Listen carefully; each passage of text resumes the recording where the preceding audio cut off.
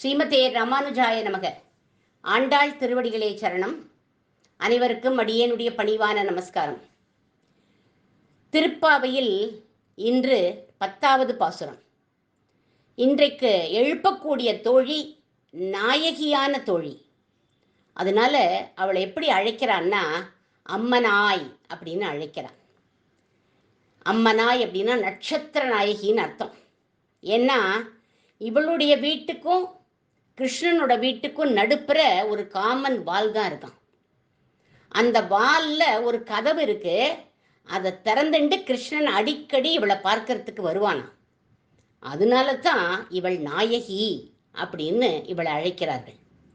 அப்பேற்பட்ட நாயகியான அந்த தோழியை நாம் இப்போ எழுப்பலாம். நோத்துச்சுவர்க்கம் புகுகின்றவம்மனாய் மாத்தமும் தாராரோ வாசல் திறவாதார் நாத்த துழாய் முடி நாராயணன் நம்மால் போற்ற பரைதரும் புண்ணிய நாள் பண்டொரு நாள் கூற்றத்தின் வாய் வீழ்ந்த கும்பகர்ணனும் தோத்து முனக்கே பெருந்துயில்தான் தந்தானோ ஆத்தவனந்தருடையாய் அருங்கலமே தேத்தமாய் வந்து திரவேலோர் எம்பாவாய். இந்த பாசுரத்தில் சொல்ற நாராயணன் நம்மால் அப்படிங்கிற அறிவுரை சொல்லப்படுறது. மால் அப்படின்னா என்ன அர்த்தம் அப்படின்னா அபரிமிதமான அன்பு உடையவன் அப்படின்னு அர்த்தம். யார்கிட்ட அப்படின்னா பக்தர்கள் இடத்துல அளவிட முடியாத அன்பை காட்டுபவன். அப்படி அன்பை செலுத்துவான். அதுதான் அர்த்தம் மால் அப்படின்னா. ஏன் அப்படின்னா பக்தர்களே அவனுக்கு சரீரமா இருக்கா. அதனால்தான் திருமிழிசை ஆழ்வார் கூட ஒரு பாசுரத்துல பாடியிருக்கார். நான் உனையன்று இலேன் கண்டாய் நாரணனே நீ என்னையன்று இல்லை அப்படின்னு பாடியிருக்கார். அதாவது என்ன அர்த்தம்? நான் இல்லாம நீ இல்லை, நீ இல்லாம நாங்களும் இல்லை அப்படின்னு. இந்த வேர்டிங்ஸ் இதைத்தான் எடுத்து சினிமா பாட்டில் போட்டிருக்கா. நீ இன்றி நான் இல்லை, நான் இல்லாமல் நீ இல்லைன்னு ஒரு பாட்டு பாடியிருக்கான். அப்பேற்பட்ட அவர் சொல்ற நான் இல்லாம நீ இல்லை, நீ இல்லாம நானும் இல்லை அப்படிங்கிறார். அதாவது இந்த இடத்துல சரீர ஆத்ம பாவத்தை காண்பிக்கிறான் நாராயணன். இது அவனுடைய அன்பினுடைய வெளிப்பாடு. இப்பேற்பட்ட அன்பைத்தான் இந்த அம்மனாய் தோழி இடத்துல வச்சிருக்கான் கண்ணபிரான். நம்மால் அப்படிங்கிற அந்த பதத்துல தான் அதை வச்சிருக்கான். இந்த மாலோட அனுபவம் தோழிகளான எல்லாருக்கும் கிடைக்கணுங்கிற எண்ணத்துல இந்த தோழிய அருங்கலமே அப்படின்னு அழைக்கிறா ஆண்டாள். அருங்கலம்னா என்ன அர்த்தம் அப்படின்னா சத் பாத்திரம் அப்படின்னு அர்த்தம். இல்ல அரிய ஆபரணம் அப்படின்னு கூட சொல்லலாம். ராமானுஜருடைய காலத்துல எல்லாரும் பேசிப்பாளாம் ஒருத்தருக்கொத்தர். ராமானுஜர் நமக்கு கிடைத்த அருங்கலம் அப்படின்னு. அள்ள அள்ள குறையாத பக்தி கொண்டவர், அட்சய பாத்திரம் மாதிரி நம் ராமானுஜர். எல்லா திவதேச பெருமாள், இவருடைய 5 ஆச்சாரியர்கள் எல்லார்கிட்டையும் பக்தி கொண்டவர் நம் ராமானுஜர். எல்லாரும் இவரை கௌரவிக்கும் விதமா விதவிதமான பட்டங்களை கொடுத்திருக்கார்கள். பகவான்லேருந்து ஆரம்பிச்சு ஆச்சாரிய புருஷர்கள் வரலும் எல்லாரும் விதவிதமான பட்டங்களை ராமானுஜருக்கு கொடுத்திருக்கா.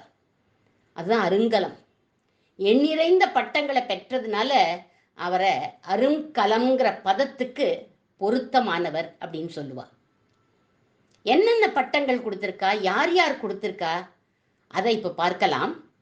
காஞ்சி வரதராஜ பெருமாள் இவருக்கு எத்திராஜ முனி அப்படின்னு ஒரு பெயரை சூட்டினர். நேற்றுக்கு தானே நம்ம பார்த்தோம். காஞ்சி தேவ பெருமாள் கிட்ட சன்னதிக்கு போனார். அவர் இவரை எதிராஜர் அப்படின்னு அழைச்சார் பார்த்தோம் இல்லையா. எதிகளுக்கெல்லாம் அவன் ராஜர்னு. அதனால அவர் எத்திராஜ முனி அப்படிங்கிற பட்டத்தை கொடுத்தாராம். ஸ்ரீரங்கம் நம் பெருமாள் இவரை வரவேற்கிறார். வரவேற்றுட்டு சொல்றார் உடையவர் அப்படிங்கிற பட்டத்தை கொடுத்து உபய விபூதி நாயகன், நீதான் எல்லாத்துக்கும் சொந்தம் நாயகன் அப்படிங்கிற பட்டத்தை கொடுத்துட்டார். காஷ்மீரத்துக்கு போனார்னு நேற்றுக்கு பார்த்தோம்.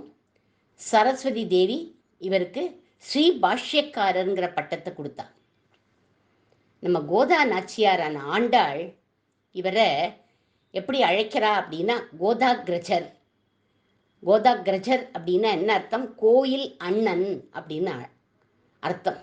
அப்படி அழைச்சா இவர் கோயில் அண்ணன் அப்படின்னு அழைச்சா. எப்படி அழைச்சா, ஏன் அழைச்சா அப்படிங்கிறத வரும் பாசுரங்களில் நம்ம பார்க்கலாம்.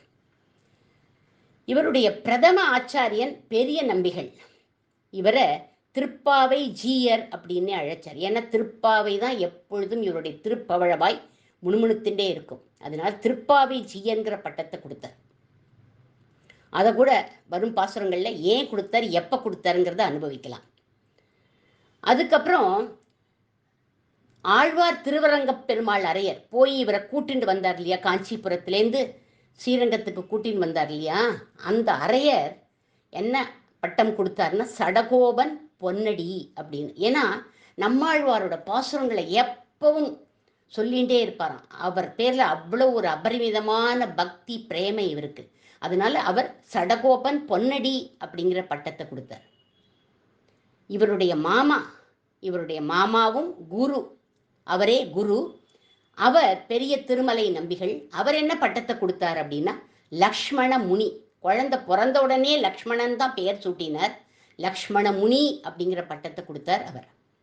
இப்படி ஒவ்வொருத்தரும் ஒவ்வொரு பட்டத்தை இவருக்கு கொடுத்து இவர் அருங்கலம் அப்படின்னே சொல்லுவார். முக்கியமான பட்டம் திருக்கோஷ்டியூர் நம்பி அப்படிங்கிற ஒரு ஆச்சாரியன். நேற்றைக்கு கூட வந்தார், பரிவு காண்பித்தார். எழுந்துரு, உனக்கு யார் பிட்சை போடுவான்னு சொன்னாங்கன்னு நேற்றைக்கு பார்த்தோம் இல்லையா.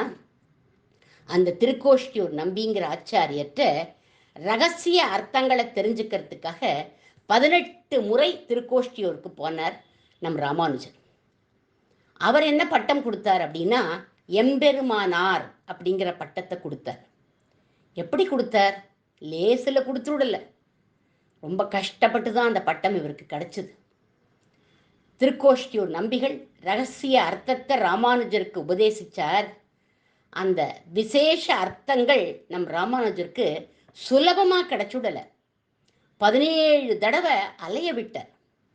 ஸ்ரீரங்கத்திலேருந்து திருக்கோஷ்டியூருக்கு நடந்தே போவார் நம் ராமானுஜர். அலுத்து போயிடாதோ? அவருக்கு அழுக்கவே இல்லை. போதும் அப்படின்னு தோணாதோ? அவருக்கு அது தோணவே இல்லை. நமக்கானா தோணி போயிடும். இத்தனை தடவை அலைய விட்டா போரும் உன்னோட மந்திரமும் வேண்டாம், ஒன்றும் வேண்டான்ட்டு வந்துடுவோம். தவறாமல் அலையிறார் நம் ராமானுஜர். ஒரு தடவை இவருடைய பிரதம ஆச்சாரியன் பெரிய நம்பிகள் ரெக்கமெண்ட் பண்ணுறார். அவர்கிட்ட போய் சிபாரிசு பண்ணுறார். 2 பேரும் ஈக்குவல் ஸ்டேட்டஸ் தான், பெரிய நம்பிகளும் திருக்கோஷ்டியூர் நம்பிகளும். அதனால அவர் ரெக்கமெண்ட் பண்ணுறார், நீங்கள் இவருக்கு ரகசிய அர்த்தங்களை சொல்லுங்கோ அப்படின்னு. அவர் கேட்கலை. ஏன்? ரங்கநாத பெருமாளே கோஷ்டி பூர்ணர்கிட்ட, திருக்கோஷ்டியூர் நம்பிகள் கிட்ட சொப்பனத்தில் சேவை சாதிச்சு, ராமானுஜன் சத்பாத்திரம், எனக்கு அபிமானப்பட்டவன் அவன், அதனால நீங்கள் ரகசிய அர்த்தங்களை அவனுக்கு சொல்லுங்கோ அப்படின்னு பகவானே சொன்னார் அவருடைய கனவுல. அப்பையும் என்ன சொன்னார்? இவர் ஏற்றுக்கல. சொல்கிறார், பெருமாளே நீங்களே பகவத்கீதையில் சொல்லியிருக்கேளே, என்ன சொல்லியிருக்கேள்? தத்வித்தி பிரணிபாதேன பரிப்ரஷ்னேன சேவையா உபதேக்ஷ்யந்திதே ஞானம் ஞானினக தத்வதர்ஷினக அப்படின்னு சொல்லியிருக்கேளே அப்படிங்கிறார். என்ன அர்த்தம்? பணிந்தும் பணிவிடை செய்தும் கேட்கிற முறைப்படி கேட்டால் உபதேசம் பண்ணலாம்னு நீங்களே சொல்லியிருக்கேளே, அதனால நீங்க ரெக்கமெண்ட் பண்ண வேண்டாம் அப்படின்னு விட்டார் பெருமாள் கிட்டே. அவருக்கு எப்போ பக்குவம் வரதோ அப்ப நான் சொல்லிக்கிறேன் அப்படின்னு விட்டார். குரு கிட்ட யாரோட சிபாரசும் செல்லுபடி ஆகாது. ஆனா ஒரு குரு ரெக்கமெண்ட் பண்ணினா பகவான் யமதர்மராஜன் மோட்சம் வரையிலும் அது செல்லுபடியாகும். பெருமாள் ரங்கநாதரே சிபாரசு பண்ணினதுனால 1 மாசம் உபவாசம் இருக்க சொன்னார் திருக்கோஷ்டியூர் நம்பி ராமானுஜர். அந்த உபவாசத்துல ஒரு நாள் ராமானுஜர் மயங்கி விழுந்துட்டார். அப்பவும் நம்பிகள் சொல்றார், எல்லாரும் போய் சொன்னா அவர் மயங்கி போயிட்டார் அப்படின்னு. அப்போ சொல்றார் அவர், உயிரோட இருந்தா நான் உபதேசம் பண்ணுவேன்.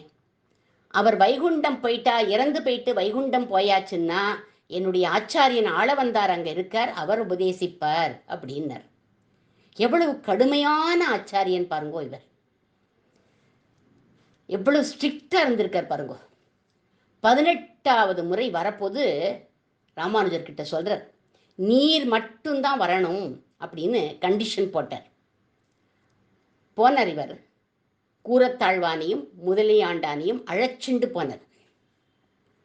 உடனே கேட்குறார், தனியா வரணும்னு சொன்னேனே அப்படின்னார். அதுக்கு நம்ம ராமானுஜர் சொல்றார், தனியாத்தானே வந்திருக்கேன். ஒரு சன்னியாசிக்கு திருதண்டம் முக்கியம், பவித்திரம் முக்கியம் அப்படின்னார். ஓ அப்படியா, இதுல யார் திருதண்டம் யார் பவித்திரம் அப்படின்னு கேட்டார். யஜ்ஞோபவீதம் கூரே சக தண்டோ தாசரதிர்மம அப்படின்னார். யஜ்ஞோபவீதம் யாருன்னா கூரேசர், தண்டம் யாருன்னா தாசரதி அப்படின்னு விட்டார். அதுக்கப்புறம் உபதேசிக்கிறதுக்கு அழைச்சிட்டு போனார். அந்த உபதேசத்துக்கு முன்னாடி சத்தியம் வாங்கிட்டார்.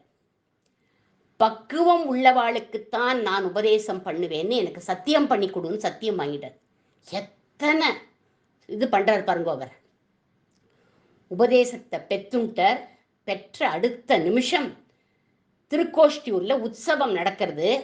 அந்த உற்சவத்தில் இருக்கிற அடியார்கள்லாம் வந்திருந்தா, எல்லாரும் பக்தர்கள்லாம் வந்திருந்தா. அவளுக்கு நரசிம்மர் சன்னதி கிட்ட அவ விருப்பப்பட்டா, அவ ஆசைப்பட்டா. அதனால அவளுக்கு உபதேசம் பண்ணிட்டார் அந்த மந்திரத்தை. கோபுரத்துல ஏறி சொன்னார் அப்படின்லாம் சொல்லுவா. கோபுரத்துலலாம் அவர் ஏறலை. இவருடைய உதார குணத்தாலேயே இவரை கிருபா பிரசன்ன ஆச்சாரியன் அப்படின்னு சொல்றது வழக்கம். ஆச்சாரியனுடைய வாக்க மீறிட்டே சத்தியம் பண்ணது மறந்து போச்சா, என்னாகும் தெரியுமா அப்படின்னு மிரட்டினார் திருக்கோஷ்டியூரர். உடனே நம்ம ராமானுஜர் சொல்றார், அதுவும் பவ்யமா தான் சொல்றார், எனக்கு நரகம் சித்திக்கும் அப்படின்னார் ராமானுஜர். பின்ன எப்படி துணிந்தேன் அப்படின்னு கேட்டார். அடியேன் ஒருவன் நரகத்துக்கு போனாலும் ஸ்ரீமன் நாராயண சரணம் பிரபத்தியே அப்படின்னு சொல்லி எத்தனையோ கோடி ஜனங்கள் நல்ல கதியை அடைஞ்சுடுவாளே அப்படின்னு சொன்னார். பிரபன்னாமிர்தம்ங்கிற ஒரு கிரந்தம், அதுவும் இதே தான் சொல்றது. பதிஷ்யே ஏக ஏவ அகம் நரகே குரு பாதகாத் சர்வேகே கச்சந்து பவதாம் கிருபயா பரம்பதம். இவர் சொன்னதையே இந்த பிரபன்னாமிர்த கிரந்தம் சொல்றது. இப்படி ராமானுஜர் சொன்ன உடனே திருக்கோஷ்டியூர் நம்பிகள் ராமானுஜரை ஆலிங்கனம் பண்ணிட்டு எம்பெருமானாரே அப்படின்னு அழைச்சாராம். எம்மையும் ஆள வந்தவரே அப்படின்னு அர்த்தம். கண்கள்ல கண்ணீர் வழிய எம்பெருமானாரேன்னு அழைச்சாராம். அந்த பகவானுடைய காருண்யத்தை மனுஷ ரூபத்துல உம்மிடத்துல நான் பார்க்கிறேன் அப்படின்னு சொன்னார். அதுக்கப்புறம் சொன்னார், இன்னிலிருந்து இந்த சித்தாந்தத்துக்கு எம்பெருமானார் சித்தாந்தம், ராமானுஜருடைய சம்பிரதாயம் அப்படின்னு சொல்லிட்டார் அவர். இப்படி அருங்கலமாக இருக்கும் ராமானுஜரை என்னை ஆள வந்த கற்பகம் அப்படிங்கிறார் அமுதனார் ஒரு நூற்றந்தாதி பாசுரத்தில். அந்த பாசுரத்தை பாருங்கோ. அற்புதன் செம்மை ராமானுஜன் என்னை ஆள வந்த கற்பகம், கற்றவர் காமுறு சீலன் கருதறிய பற்பல உயிர்களும் பல் உலகு யாவும் பரன் அது என்னும் நற்பொருள் தன்னை இந்நானிலத்தே வந்து நாட்டினனே அப்படிங்கிறார். அப்படி புகழ்ந்து பாடுறார். கற்பக விருட்சத்துக்கிட்ட நாம போகணும், பக்கத்துல போகணும். அப்பதான் அது எல்லா நன்மைகளையும் நமக்கு கொடுக்கும். ஆனா நம் ராமானுஜர் நம்ம தேடி வந்து நமக்கு கிருபை பண்ணக்கூடியவர் அப்படிங்கிறார் இவர். கற்றவர் காமுறு சீலன் அப்படிங்கிறார். சரஸ்வதி தேவியே கொண்டாடி ஸ்ரீபாஷ்யக்காரன்ற பட்டத்தை கொடுத்தார். பல் உலகு யாவும் பரன் அப்படின்னு சொல்றாரு. யார் அப்படின்னா பல் உலகு யாவும் பரன் யாரு? அந்த பரமன். எந்த பரமன்? ஸ்ரீமன் நாராயணன். அந்த ஸ்ரீமன் நாராயணனுக்கு நாமெல்லாம் சேஷி, அவன் சேஷன், அவனுக்கு நாமெல்லாம் தொண்டன், நாம் அவனுக்கு கைங்கரியம் பண்ணணும், நாம் அவனுக்கு தாசன். இப்படி இதை புரிய வைத்தவர் யார்? அற்புதனான நம் ராமானுஜன் அப்படின்னு இந்த பாசுரத்தில் ராமானுஜரை கொண்டாடுறார் திருவரங்கத்து அமுதனார். நாராயணன் தான் நம்முடைய மால் அப்படின்னு யார் சொன்னா? ஆண்டாளும் சொன்னா இந்த பாசுரத்தில் அறிவுரையா. அதையே ராமானுஜரும் நமக்கு புரிய வச்சுட்டார். யாரு? இந்த திருவரங்கத்து அமுதனார் பாசுரம் மூலமா அவரும் புரிய வச்சுட்டார். ராமானுஜருடைய திருவந்தாதி ராமானுஜ நூற்றந்தாதிய சந்த சொல்லி அடியேன் இன்றைக்கு நிறைவு செய்கிறேன். ஆண்டாள் திருவடிகளே சரணம். அற்புதன் செம்மை ராமானுசன் என்னை ஆள வந்த கற்பகம் கற்றவர் காமுறு சீலன் கருதறிய பற்பல் உயிர்களும் பல்லுலகையாவும் பரணதென்னும் நற்பொருள் தன்னை இந்நானிலத்தே வந்து நாட்டினனே